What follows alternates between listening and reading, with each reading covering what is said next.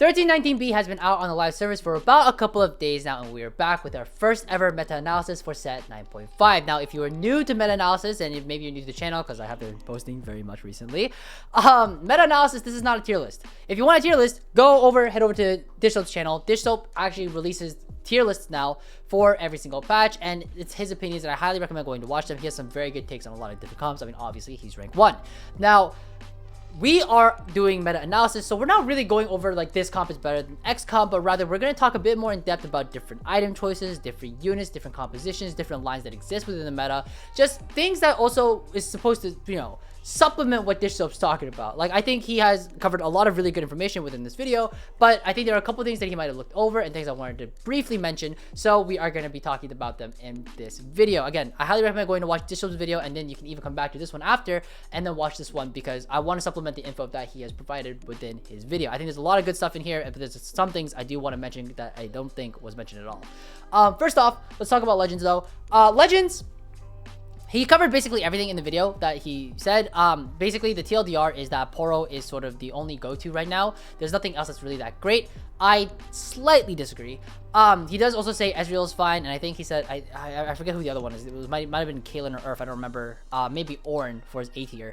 But in terms of other legends that are viable, there are actually a couple. There's a little more variety. There's actually some Vladimir tech that's going on right now, and some Twisted Fate tech going on right now. So that's some stuff we can talk about. I don't think it's amazing, but there are other playstyles that exist in terms of legend diversity that I think we can mention, but we'll talk about that a little bit later when we talk about those specific comps. But for now, just take Poro. It's the best one out of everything. It's not even close. A lot of the Ornn item nerfs were bad. Earth was supposedly kind of good at the beginning of the patch until people realized that Piltover kind of sucked. Sorks feels kind of bad. So like, there's a lot of emblems that actually feel kind of bad. I mean, obviously Ionia feels amazing. Noxus feels amazing, but besides those, you can definitely low roll your emblems and it can feel a little bad. So I don't really think Earth is currently going to be in the meta anytime soon. But regardless, let's just keep going here. In terms of items, the big thing we want to highlight here is Bramble Vest. The reason why I want to highlight Bramble Vest is because even though the stats don't say it's quite amazing, it is an insane item currently in the meta. The main reason is because Vanquishers is currently in the meta, and Vanquishers is a comp that revolves around all your units critting. And basically, Bramble basically negates 50% bonus damage from incoming critical strikes. So you can see why this item is incredibly strong whenever Vanquishers is in the meta. Everybody is critting with other units, and Bramble Vest is reducing a lot of that incoming damage. So you definitely want to be building Bramble Vest as much as you can. You should expect Chain Vest to be pretty contested whenever you're on carousel, because Bramble Vest is the tank item everybody's running whenever you get into a game. So definitely something to consider. I do think it's a bit overhyped though. You don't absolutely need it, but if you can greed a Bramble Vest, you should almost always greed a Bramble Vest. For example, if you have a Chain and Cloak, maybe hold off on Gargoyles, wait for the Bramble Vest to come through. All right, cool. Talked about the items, talked about the legends. Let's quickly mention some one-cost reroll boards. I'm gonna go over quickly over boards that I think a lot of people are very aware of / are like basically know how to play. Like, there's no reason to go too in depth with it, right? The first one being Rogue Reroll. There's not much to talk about when it comes to Rogue Reroll. It's very, very simple. You reroll at 5 for Graves and the Kianas, and then eventually you go up to level 7. You can push for either a Fast 9 or you go for Katarina 3, Echo 3. The most common variation is you just 3-star all of the rogues. Very easy to play. You can play with an Ixtal. You can play if it's good. Usually, there's a bunch of different actually variations of rogues. I don't want to go into every single one too in depth, but the main ones to highlight are the vertical Ixtal and the vertical Gunner and vertical Slayers. So basically, it goes like this. If your 3-star Graves is your main carry, which it almost always is, you're usually playing around at least 2 Gunner, which is nice. Jinx is the best one because you can get around the Echo here. You don't have to 3-star her, although you can if you are hitting a lot of Jinxes or you have a plethora of extra items. You can definitely try to itemize the Jinx as well, and this is fine. And you can go into 4 Gunner, and that's totally cool. You can just do something that looks maybe along the lines of something like this. That's fine. Is it amazing? No, but it's a variation that you can play. Eventually this becomes GP, Tekken the Heimerdinger. It is what it is. It's actually like surprisingly kind of decent, so it's fine. There's also the Slayer variation, where if you're hitting a bunch of Kianas before the Graves for whatever reason, you just start taking in Slayers. Very simple for Slayer, super simple stuff. Simple. You're just basically trying to buff whichever rogue is your main carry. It's very simple. The final one I want to talk about though, which I actually think is the strongest, is actually the Ixtal version, which is vertical Ixtal, which is not something you see very too often. Funny enough, I actually did play this on stream earlier today, but Ixtal, basically, if you go into 4 Ixtal with Ixtal Heart or Ixtal Soul, This board can actually be really, really strong. This is 3 out of 3. It's supposed to be 4 out of 3. The augment isn't being presented in here. But Ixtal is actually kind of insane if you can get to 4. And the reason being is that there are some Ixtal that are really, really strong with rogues. Specifically Stone, I think, is actually amazing. For those of you who don't know, Stone Ixtal, the regular effect is basically you get some damage reduction and some CC immunity. You basically get like a QSS and like kind of like a Death Defiance on your rogues, which is really nice.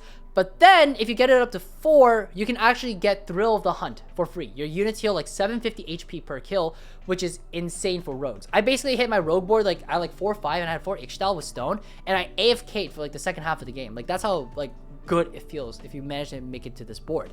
Obviously it requires hitting 4 Ixtal, so you do need the heart or the emblem somewhere, but nonetheless it's still really, really strong. Something I highly recommend playing if you ever get the chance. Moving on, Samira reroll. Don't play this board if you don't get a Noxus crest. I cannot count the number of times, myself included, but people just they hit like a lot of Samiras and they're like, oh, I'm just gonna play Samira reroll, and then they go, oh shit, I don't have a Noxus spat, and now I'm stuck on 5 Noxus, and then I bleed out into like a 7th, and now like what's good? Samira is really buffed by 7 Noxus. You really need to hit the 7 Noxus as soon as possible. It's sort of similar to if you ever played cho'gath reroll, you want to hit 6 Bruiser as soon as possible. Samira, it's 7 Noxus as soon as possible, and if you don't have a spat, you need to hit the Scion. That is the biggest problem with this composition, is that you need to hit Scion and be able to play 7 Noxus, and it's a pain in the ass to get there, especially if you don't have like the blue buff early with the GS and the IE. You have to be high rolling to play this comp. But if you don't hit Noxus crest, don't play this comp, in my opinion. I just don't think it's worth trying to play into, and instead you're better off trying to play into just like, I don't know, like mordekaiser instead. Like you're better off just tempoing with Noxus instead of trying to play like Samira reroll. Do I think the comp is dead? No, but again, Noxus emblem, very important, crucial, I would argue, if you want to try to play into this comp. Moving on, Bruiser reroll. Again, we're gonna keep it pretty quick and concise for these comps that everybody knows. Bruiser reroll, very simple. Reroll cho'gath, reroll the Cassiopeia, ideally Cassiopeia 3, cho'gath 3. This is the default sort of carry. I think Dishsoap talks about this as well. Very simple stuff. Renekton 3 is ideal, cho'gath 3, Cassiopeia, this is all ideal, but you don't have to. Flex the backline if you need to. As soon as you hit cho'gath 3, push levels, hit 6 Bruiser, yada. Play whatever in the backline. It can be fucking Kaiser, it can be, I mean, probably not Kaiser, but something like nilah, something like fucking Vanquishers, Slayer. The more common forecast is probably Mordekaiser because you get Slayers in there, right? Very simple shit, very simple board. It's fine right now, but if you, it's a little harder to play into because cho'gath keeps getting nerfed. But if you have this Bruiser crest, it's actually super nice, or Bruiser heart. Basically get to 6 Bruiser ASAP and you're kind of chilling. You're in a pretty decent spot. Also, by the way, if you're watching Noxus Cup, you would notice cho'gath actually won a lot of lobbies. So it's actually kind of insane. Definitely a very playable comp and still viable within the current meta. And then the next one I want to talk about is Bastion's Kayle. Now, Bastion's Kayle is sort of, in my opinion, the best version of playing the Kayle reroll board. I found out about this actually because I was going through Aqua, who, if you don't know, is like a challenger 1-cost reroll specialist player. He only plays 1-cost reroll, but he's like consistently challenger, very good player. But he only focuses on 1-cost reroll, and he has actually found out that Kayle reroll is the best for Bastions. And again, I found this through his match history. But the idea is very simple. Alawi 3 is a fucking unit. This is actually a really strong unit, especially 3-star and fully itemized. So you want to actually itemize your Alawi first, and then with triple item, obviously Bramble, Redemption, Declaw, this is ideal. But ideally you 3-star this as soon as you can. Poppy 3 is actually optional. You can actually go 2-star Poppy. 3 stars obviously ideal. But once you hit this, like this core, you're basically chilling. All you do is you just tech into more Slayers as the game progresses. It's really simple. You just, like, I don't know, Rek'Sai, fucking Aatrox or whatever. Really simple. You just tech into more and more Slayers. And the board is surprisingly very stable. And I would argue the reason why is because of 4 Bastion. I think 4 Bastion is super solid right now.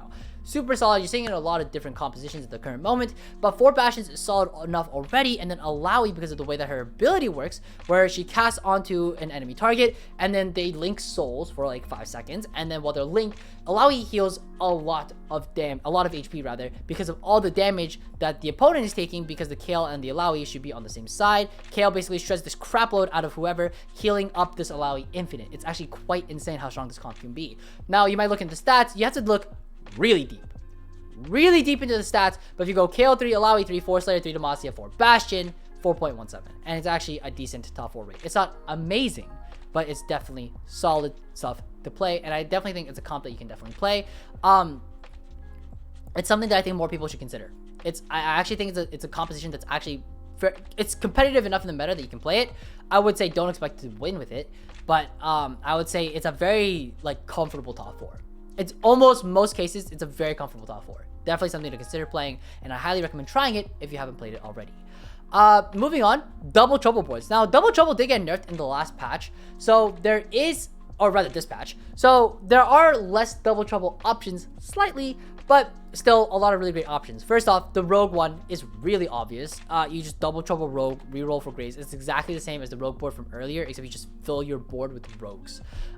It's dumb easy. It's just like the easiest board to play and so easy to climb with this. So if you manage to find yourself in a position with double trouble at 2-1 and you have a couple graves and decent items for it, just send it. It's very, very easy to play, very simple to play. You just 3-star the graves. I like to personally 3-star the echo because echo, or rather itemize my echo because I think echo is the most consistent. Qiyana 3 doesn't feel like much of a unit to me, personally speaking, but nonetheless I think echo, it goes graves, echo, Qiyana, and then Katarina.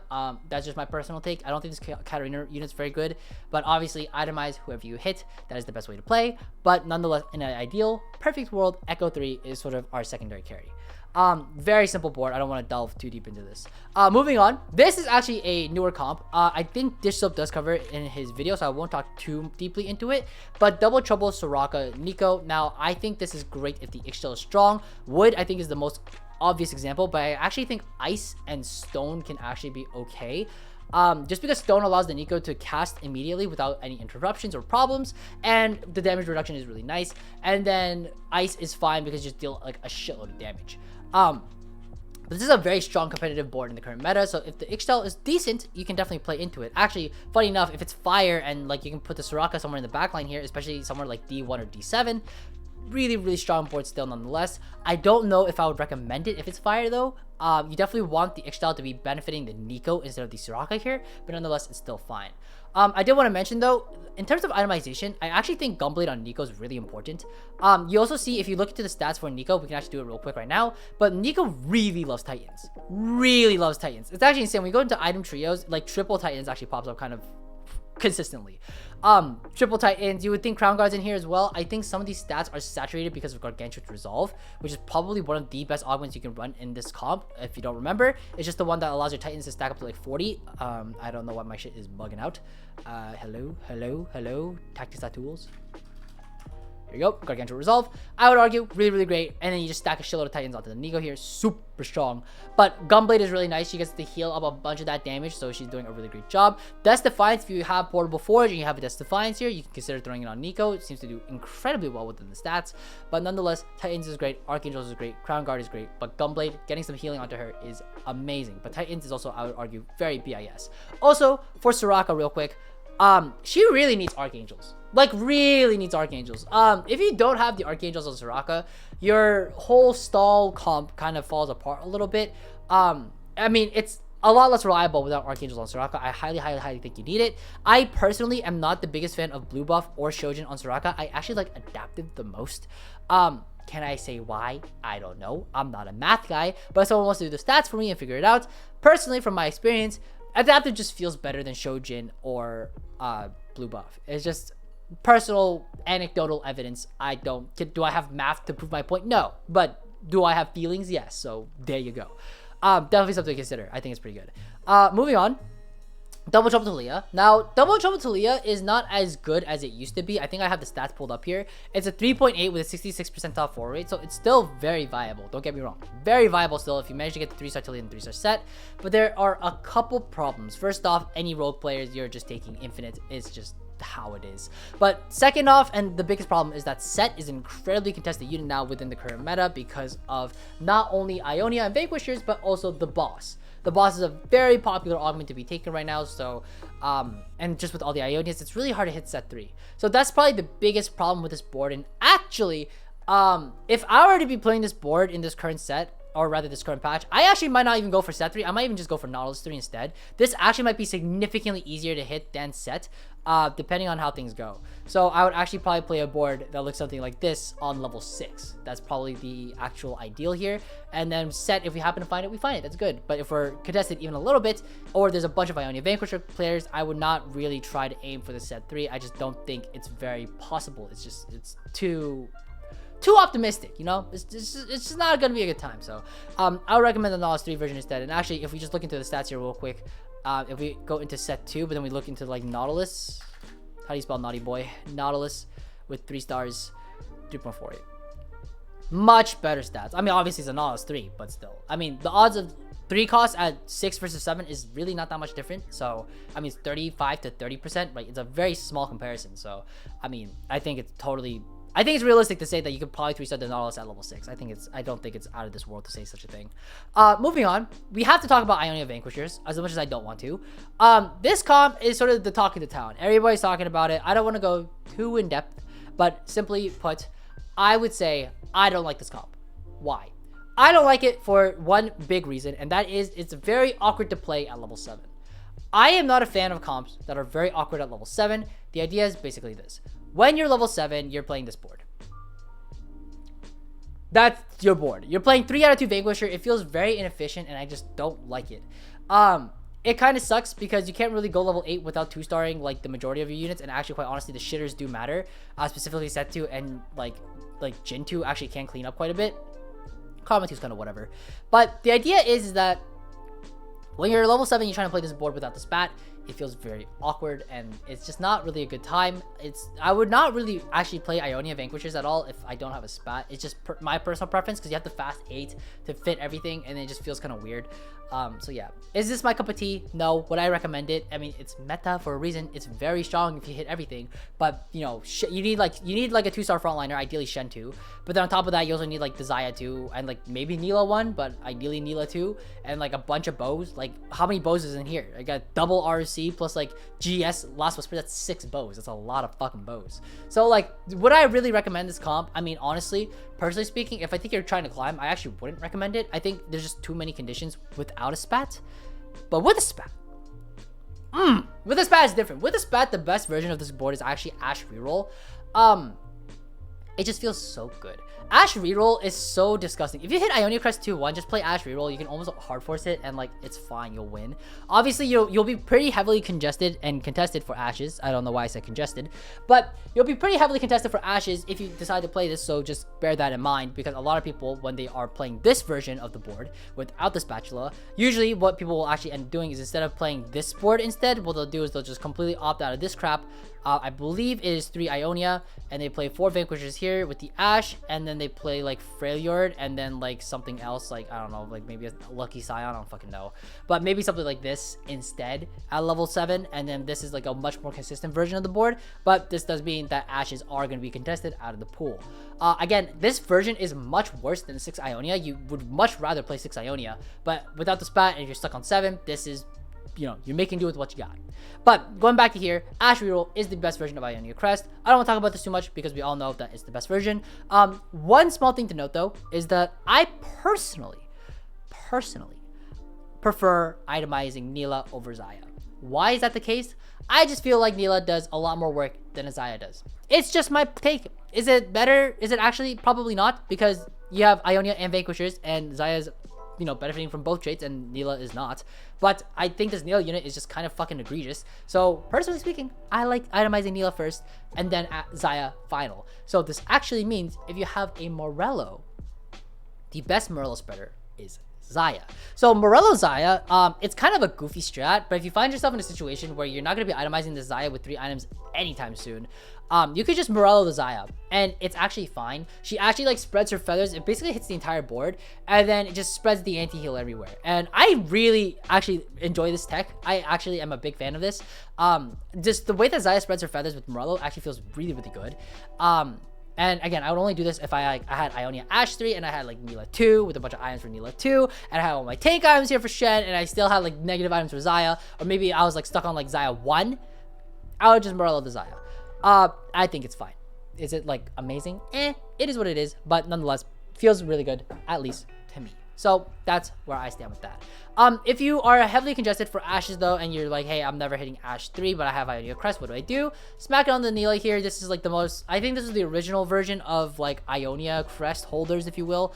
Nilah was like the big, like, oh, like you should just Ionia Crest the nilah. Obviously, if you're double RFC, you're probably just backlining her at this point, but still, very solid Ionia Crest holder, and you can just tempo with it. Very simple to play around. Definitely a strong board to play. Not as strong as Ashe, but it's still up there nonetheless. Moving on, Mordekaiser. Now, Mordekaiser is sort of the 4-cost in the current meta. 2-star Mordekaiser, just having it on your board averages a 3.97. You are more likely to average a top 4 if you just have Mordekaiser 2 on your board. Obviously, you gotta play around it, but like, I mean, if you're playing around on Mordekaiser 2, you're gonna have a good time. It's easily the strongest 4-cost in the current meta, and it's nice to see that Mordekaiser is in the meta because this means that 4-costs are slowly coming back, which is super nice. Azir actually feels playable. I'm not really talking about Azir in this video, but Azir actually feels really nice. Aphelios in the right spots can actually feel okay. We'll talk a bit more about that later on, but for now, let's talk about Mordekaiser because we need to talk about how to actually play around this unit. When it comes to Mordekaiser, there's a bunch of different ways. I think the main way that everybody sort of thinks about Mordekaiser is 5 noxus. This is surprisingly pretty bad in the stats. When you look into Mordekaiser 2 with 5 noxus, it's a 4.54. It's actually really bad. You're actually better off taking down to 3 noxus, or just sending it to 7.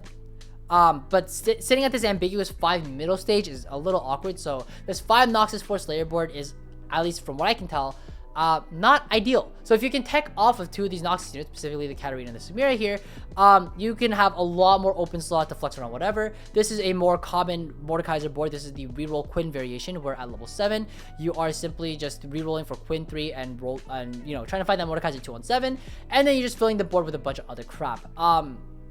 This is, again, a very standard version of the board. You get the noxus, you get the demacia in. It feels, you know, decently nice. Obviously, there is an Aatrox in this setup, so obviously it's probably Qiyana or Rek'Sai until you find such a thing. But nonetheless, still very, very solid. Definitely a board to consider. If you get lucky enough, you can actually just play into 6 Slayer instead. And Vertical Slayer is probably, in my opinion, the strongest version of the Mordekaiser board, but I could be wrong. Just 6 Slayer in general is just very, very strong. It just means you have the Aatrox on your board, but it also means you have, like, you know, a bunch of really strong units here. And if you can get the Slayer emblem going, you actually don't even have to 3-star this. You can actually just drop the Qiyana here. We can just play into a Fiora with Slayer Fiora instead, which is still an insanely... I think Slayer Fiora is probably the best Slayer crest holder. I could be wrong on that, but I still think she's amazing. I don't really know if it's 5 demacia 6 Slayer, but I'm pretty sure if you can get to this point in the game, you're basically guaranteed like top 3, like minimum. It's not even close. But very, very strong unit. What is it, Sterak's here? Yep, Sterak's, and you just get a BT on her. It's very, very cheap to itemize her because she gets the radiant item and the Slayer emblem already, so you just need the BT on her. Solid. Super solid board. If you can get to this point, you're chilling. Super chilling. And obviously, Quinn 3 is ideal. If you don't hit it, it's fine. But still, nonetheless, super good stuff. There is also, by the way, just one last variation of the board that I do want to talk about with Mordekaiser. That did pop up my radar a little bit. If you have a Demacia crest, you can actually play vertical Demacia, and you actually Demacia crest the Mordekaiser. And the way you do this is that by doing so, you actually get Baron's Grit, which is the radiant version of Nashor's, which is disgusting. And the thing is just that it's so strong. Like, it's so disgustingly strong. I don't get why this was allowed. But basically, I would say you probably dropped the Poppy, but it's just a board that looks something along the lines like this. Obviously, you don't have the Slayer Crest here. You're probably playing around a Fiora with, like, I don't know, probably Titans or Night Harvester. I think both are very good. I think the general consensus is that Titans is better, but I would actually argue I personally like Night Harvester better. I just think it feels better. That's just my personal preference. But nonetheless, you still just play, like, a crazy board here. You get, what, 7 Demacia, so you get 3 radiant items. You get 1, 2, 3, right? And then, like, if you don't hit the Quinn 3, obviously, you can just, you know, radiant item the Jarvan instead. That's your main tank. And you get something like Radiant Warmogs, which is a very, very strong item. And if I can find it, that way the visual looks nice. Where the fuck are you? Here you go. Thank you. Yeah, really, really strong stuff. You can also go for, like, the Galio 3 as well if you decide to reroll a little bit, and then you just, instead here, Galio can be your main tank and Radiant Redemption. Galio 3 is a very strong unit, especially when triple itemized. Definitely something to consider, and a line that you can play. This Demacia Mordekaiser line, it's not a line you see often, but if you see it, you should be scared. It's a very strong line, so definitely something to consider. 2-1 Demacia Crest, I would highly recommend actually looking into it and maybe even potentially taking it. I wonder what the stats are actually. Demacia Crest, 2-1, 4.2. Very strong. Definitely something to consider. Maybe not the crown, it's a prismatic, but gold demacia crest, I would take it almost every time. Especially if you have a couple demacia units like poppies and kales sitting around in your bench at 2-1. Super strong shit. Anyways, finally, let's go into a bit of the darker tech, the multicaster reroll board. Now, you might have seen this a couple times in your lobbies, maybe not. Multicaster reroll has sort of slowly picked up steam. The reason being is that I believe either in Korea, or I think I saw a Korean player doing this, but I don't remember who it was. But my friend was like, hey, this is like multicaster tech that's going around right now. Have you looked into it at all? And I was like, no, what is it? And he basically sent me this dude, some random person's lol chest, and they're like some Korean guy who climbed like 300 LP with it. Basically the idea is that you take Pandora's items, but specifically you take Twisted Fate as your legend, and you actually take Pandora's items here. And the idea is you Giga Greed BIS.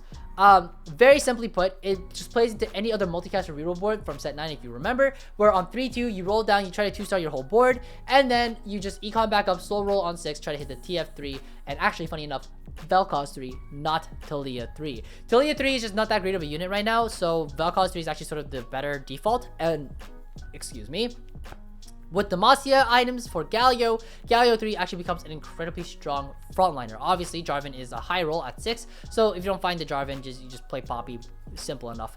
And then at 7, very simply, it's just a Swain, nothing else. So with that being said, this board, you just basically stay at 6 like the whole game. But once you have hit everything, like the Galio 3 and the TF3, and ideally even the Vel'Koz 3, your board is very online.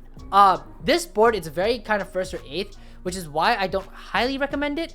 But if you are like, hey, I'm down in like gold, no one knows what the fuck they're doing down here, I would say fuck it, just run it. If you feel bored and you're like, hey, I just want to play something new, I would say just run the TF Legend, try this out. You just econ as much as you can. Try not to lose too much HP in the early game, obviously, because it's a little difficult to stabilize while you're still stuck on TF2. But once you have everything online, Galio 3, TF3, Vel'Koz 3, this board is super online. Definitely a board to consider. Would I say it's like an amazing S tier board? No, I would put it somewhere around like A tier, maybe even A plus though, if you manage to, again, hit everything. It's still a very solid line. Finally, I want to talk about Bastion, Aphelios, Silco.